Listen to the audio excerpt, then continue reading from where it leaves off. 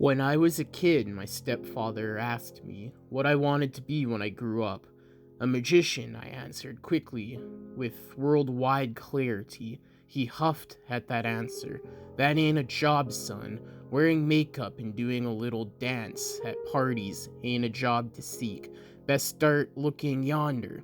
I took exception to that and returned with, I said a magician, not a clown, asshole. That earned me a good throttling, something I've always had a knack for, goading. Sad to say, he ended up being right about that fact, as my dreams of being the next Harry Handcuff Houdini never came to pass, so I took his advice and looked yonder. Eventually that led me to become a cop. Honestly, I wish I could tell you a noble reason behind that choice, like the desire to help my community, or saving the world one life at a time. But as my mother used to put it, only the devil fiddles lies. I spent 6 years working the graveyard patrol. Shifts were divided up based on seniority. Landing me in the nocturnal hours, I didn't mind much, at least not at the time anyways. The first watch started at 22:30, 10:30 p.m. and ended at 07:15, 7:15 a.m. I'd monitor the empty streets. Nothing kept my company but coast-to-coast radio and the mind-numbing click of my turn signal. Every hour or so, dispatch generously sent out a safety check to keep us sharp and awake. Kind of them, but not at all that necessary.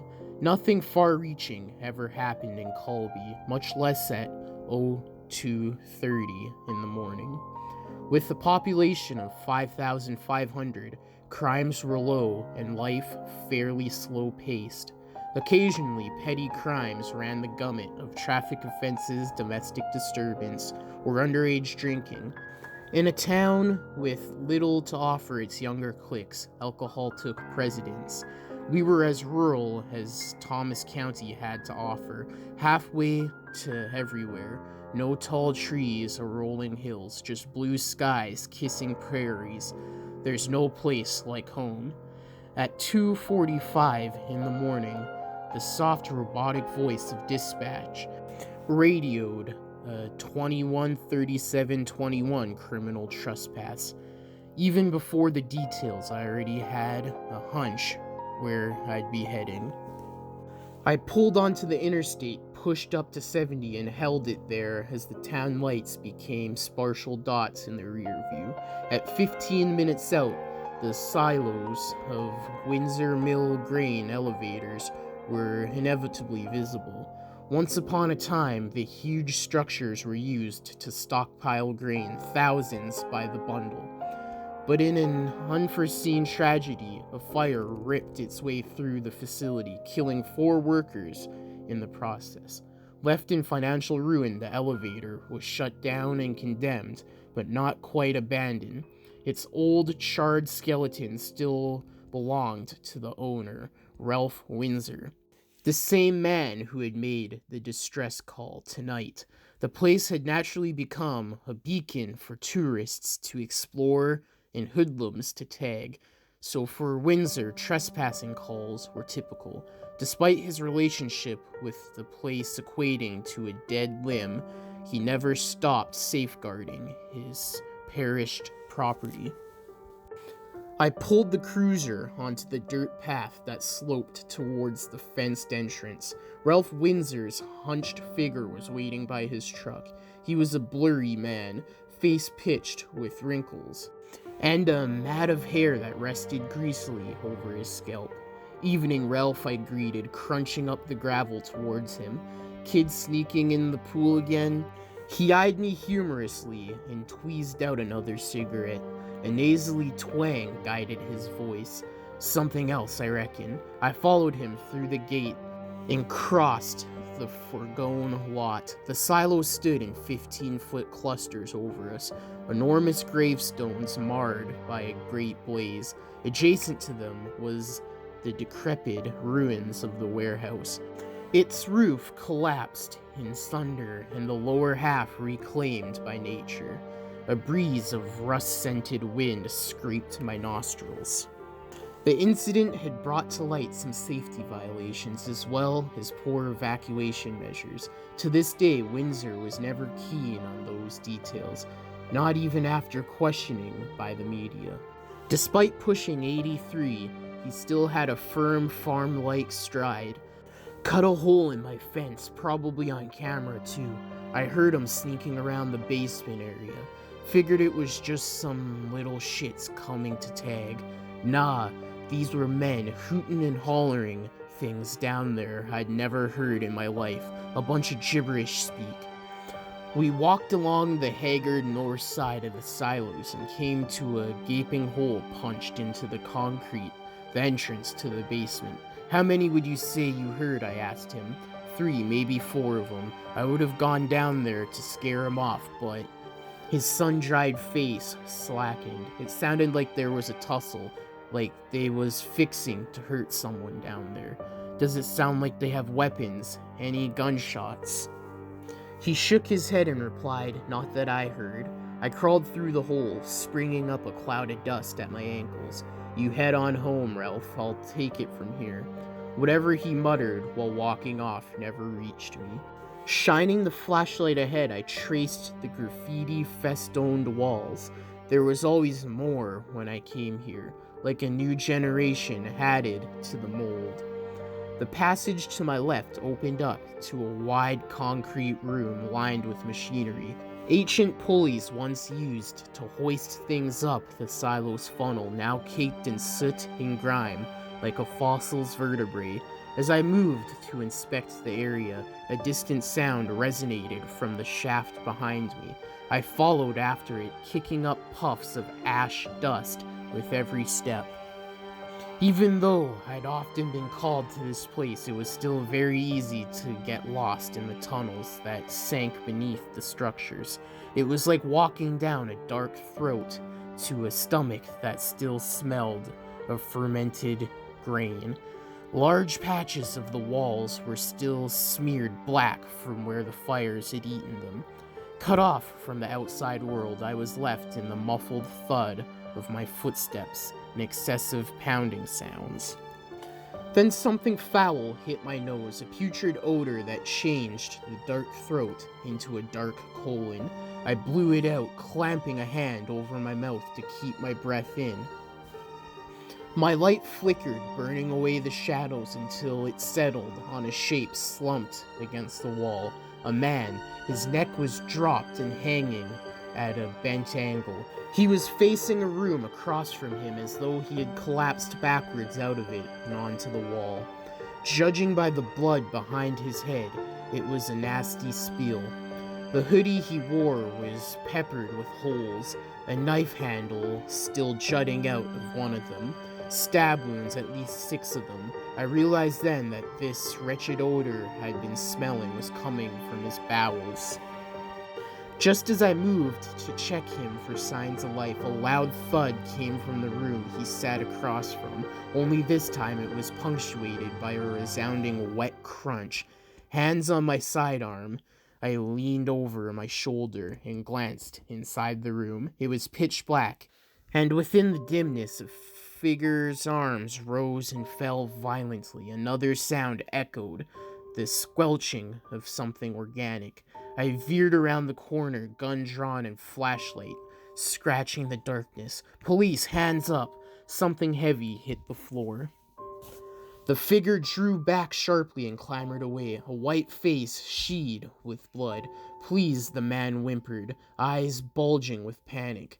A piece of duct tape was nozzled around one of his wrists. I ordered him to the ground. He didn't protest. Sprawled out between us was another man, a red spongy ditch where his face should have been. Spurts of blood still pulsed from the sagging folds. Bits of bone, teeth, and brains perforated the floor. The left eye had been smashed into the nasal cavity, and resting next to the disformed figure was the murder weapon, a sizable chunk of stained concrete. I looked away. I had to. The need to vomit squeezed my gut, but shrank back. It was for moments like these in the raw grit of chaos that we were trained to steel our nerves. Death was part of the job, and even in quiet Colby, you witnessed all of its guises. Control the situation, my instructor used to say. Take a breath, put the thoughts somewhere else, board them off somewhere for a therapist to pry open. I don't give a shit. Just get the job done. I moved past the corpse and cuffed the trembling man, reciting the Merendi as I frisked his pockets. Do you understand these rights? He said nothing, his gaze flat on the floor, and hundreds of miles away. I hoisted him back to his feet and asked again, louder this time. Answer the question, do you understand these rights? They wanted to make me an angel, he murmured. The blood on his neck, not even his own, already drying into flaky crust. A bright, shiny angel. Can you tell me what your name is? His eyes swiveled towards me, meshed in bright veins. Angels, angels, angels. That's what they kept saying. I didn't want it. They were bad people. Drugs, maybe LSD or ketamine. Something had to have been racing around his system, jumbling up all the parts. That was typically the case for suspects like this, flashing in and out of coherency, like the devil himself were whispering sweet nothings in their ear. To make matters worse, the man had nothing on him, no license, no credentials, nothing to his name but the shirt on his back, sodden and red. 1040 to dispatch. I've got a few bodies here at location Windsor Mill Grain Elevator. Possible homicide. Suspect is in my custody. Copy that, the voice crackled, sending available units your way. I steered the man towards the exit, blocking out his deranged mutterings. At that point, I'd given my left testicle for some fresh air. Then something caught my eye. A large circle inlaid with 6 concentric rings. It looked like more than a mere tag. Not sprayed, but smeared over the wall in red, waxy residue. Gray, chalky writings filled each ring that almost seemed to lean and spiral towards the circle's center. I couldn't come close to reading it. The writing was too jaded and obscure. Like a cave drawing, a mild jitter rolled down my neck, which only worsened as I traced the walls, finding the same sigil scrawled again and again. Cultish crests made up of celestial shapes. A few empty jars lined the corner, one of them in shattered pieces. Something sprang into my peripheral, a fold of shadows snapping forward. I whipped the light towards it. A gray cat was poised at the entrance. The mouse it had just caught still wriggling in its jaws. I kicked some dust at it, sending the scrawny thing bolting down the dark halls. Without warning, the cuffed man lurched forward as if to vomit, ripping right out of my grasp. I went for my taser, fully expecting him to break for the exit. If only that was what happened. Instead, he ran the length of the room, circling it over and over. After a good 3 or 4 times, his running slowed and halted into squirming wild fits, like a swarm of bees were smothering him. Considering his broken bulb of a mind, I wasn't that shocked. It was then, as a horrible scream rushed out of his throat, that I noticed something other than blood and shit in the air, something burning. Plumes of smoke had started to waft from his clothes. All at once, a trail of blue flames shot up his leg and lapped up his sides. It happened so fast I barely had time to catch the flames unfurl across his chest. Within seconds, he was engulfed by them. Hot air spewed outwards in sort of a woof. The room flared up, spotlighting the copious sigils and our large, misshapen shadows. "On the ground, roll! On the ground now!" I shouted over the piercing echo of his agony. His little bony frame flailed about the room until it smacked into the wall and flopped onto the floor, worming around wildly. Before I could move to stamp out the flames, they had already risen to the sputtering thicket, a course of dying cells. Human smoke glazed the ceiling and gave rise to a slew of new scents. Fat frying on a stove, burning rubber, the pennies coated in charcoal. Fumes smeared my face with sweat and prickled the insides of my throat. The flames gutted, feeding off the air around him, and beneath them his screams had changed into guttural hiss, the sound of a tongue finally starting to sizzle. I needed an extinguisher, a bucket of water, a puddle of fucking piss, anything. Considering my options, I pawed for my gun and unholstered it. At the rate, it was either let the poor bastard burn or put him out of his misery.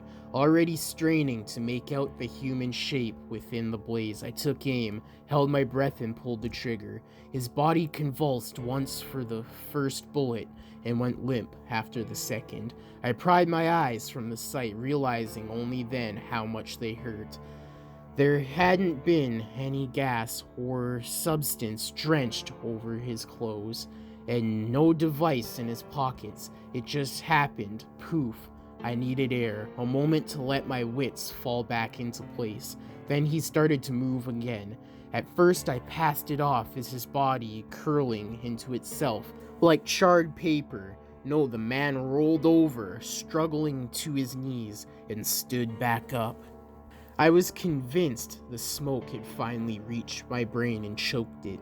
The man who had burned to death, the one whom I'd shot twice, was now standing ramrod straight, staring back at me. His face was tight and blackened with an angry crust. Flakes of his own carbonized skin danced in the air. His now melted eyes ran down his cheeks in thick trails. What skin remained was pulling apart like melted wax. Soft, sticky, patches of his own bones were exposed and browning in dull, rusty colors. But despite how charred his features were, I could still make out the widest of smiles across his face, head tilted, happy as a clam, as though blissfully unaware of the fire digesting him. A smile unfit for humanity. Mad thoughts flashed through my mind, repeating the same words. An angel, a bright and shiny angel. The man's gnarled head cocked this way and that as though soaking up the room for the first time. No, I take that back. At that point, the shriveled, crusty face of the thing in front of me belonged to something else. It was seeing me somehow behind the brittle film that filled its empty sockets. A look of awareness. This wasn't a freaking accident, not some trick of the light, but a transition. I could hear the disembodied voice of a narrator describe the scene. Watch carefully as it moves from one stage of its life cycle to the next. A beautiful metaphorosis. Yes, that's what it was. New life, a sleeping god finally able to stir. I didn't feel the gun go off, but I knew I clicked the trigger 3 times, maybe more. The flames wobbled as the thing staggered back, several new holes now in its chest. Still, it did not drop its jovial smile. From behind, the handcuffs snapped as the chain link pulled feebly apart. Somewhere in my thoughts, a thin shriek resounded. I expected a reaction from what I'd done, maybe even a retaliation.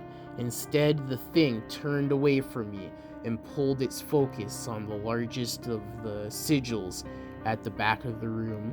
Drunkenly, it hobbled towards it, Black, disintegrated clouds that were once closed fell from its frame. When it reached the circle, I could only watch as it practically fell into it, went limp, and began breaking apart layer by layer. Its body crumbled and lost its structure into powdery fragments. A great heap of charcoal dust formed at its feet in mounds of black sand. As more of its shape collapsed, the flames slackened and continued to wither until both were no more. The room once again returned to darkness. A voice chattered over the radio, only to join the faint frequency of my shock. I shined my light over the sigil, heat still radiating off it, and scarred over its center was the vague silhouette of a man left behind like an atomic shadow. On May 6, 2020, at approximately 0200, a gray cargo van pulled off beside the road and parked on the north end of the Windsor Mill grain elevator. According to the camera feed, 2 males left the vehicle, opened its rear, and dragged out a third unidentified male, appeared to be bound by some means. They proceeded to cut their way through the fence and entered the grounds. Both individuals were later identified as Peter and Elliot Mosley, brothers.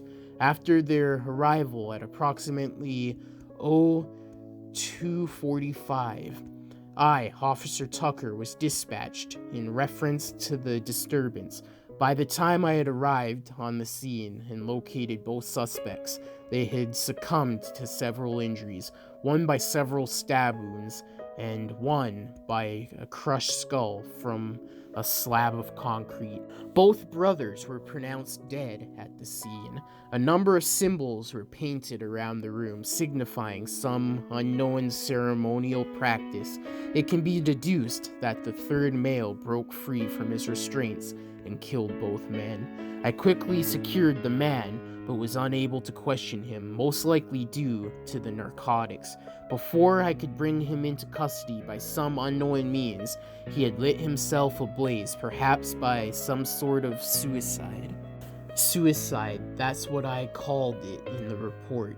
It felt so wrong, a counterfeit truth I could swallow easier, and yet it could not wall me off from the nightmares. Particularly any lick of sleep I could get was jolted aside by the stink of burning air or the sight of a man-shaped figure in the corner smiling ever so widely. I requested a body cam footage and showed it to a buddy of mine at the station. His response, a passive shoulder roll. The guy was hopped up on God knows what. Of course he couldn't feel his nerves melting. By that point, he was probably thinking, boy, it's stuffy in here. It's crazy what the shit out there can do to people, almost like it makes them superhuman or something. I eyed him irritably. Would it also make them combust? He laughed. I didn't. I tried to convince myself he was right. I really did, but it was no use. Somewhere in all this, there was a hole that kept growing deeper.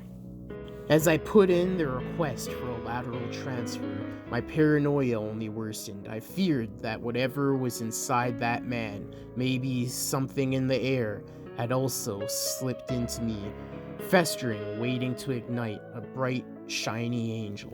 Inevitably, I had to go back to that place if another trespassing happened, and God knows it would. However, that thought returned, the world around me only went grayer. The identity of the kidnapped man was still working its way through our system, so I looked into the brothers, Peter and Elliot Mosley. No such luck. Both their records were clean. The two had made the drive to Colby from a small town near Colorado. I checked the history of the town, searching for any house fires, occult crimes, or calamities that struck the residents. What can I say? I was desperate.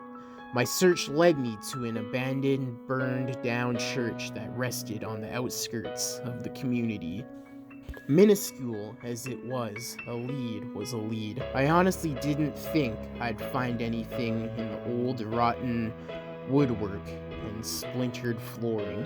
But lo and behold, tucked away along the scorched outer wall was the familiar faded shape of their sigil. The exact one I'd seen. It was hard to tell, but it almost looked as though the black smear of a hand had been streaked over it. About the symbol's meaning, I was able to find someone online who transcribed one of its rings using an old Hungarian alphabet system. Free of flesh. I don't know how far I'll get in all of this, and frankly, I'm terrified to keep going. What did all it mean? Were there others out there doing this to people? Was it happening now in another forgotten, burnt up place? Despite all my questions, one thing was certain to me. In the dark halls of Windsor Mill, even the angels burn. Hey guys, thank you for listening to today's Creepypasta, and I hope you enjoyed. I do have a true crime podcast called The Murder House Radio Show. Check it out, the link will be in the description below. It is a true crime podcast. But if you did like, comment, subscribe, and share for more. Hit the bell notification when you subscribe and select all to get all notifications whenever I upload. I upload 6 days a week, Monday to Saturday, at least one video a day. Now all the long episodes and full series of creepypastas are on all major podcasting platforms under the name deadly_zone_narrations. There will also be a link for it in the description. Also go follow all the social media accounts that are in the description below. I do have a subreddit called Deadly Narrations. There will be a link in the description. Also in the description below are the sources to the creepypasta and the music used, so go check those out. Let me know what creepypasta you'd like to hear next, or if you have your own you would like me to narrate, or if you have a creepypasta series you would like to hear, send them to me on any of the social medias in the DMs, or to my email address, which is also in the description, or leave them in the comments below. Also in the description below is the author's social medias if they have any listed. But that's it for today's creepypasta. I hope you enjoyed. Until next time in the Deadly Zone, stay deadly and stay spooky.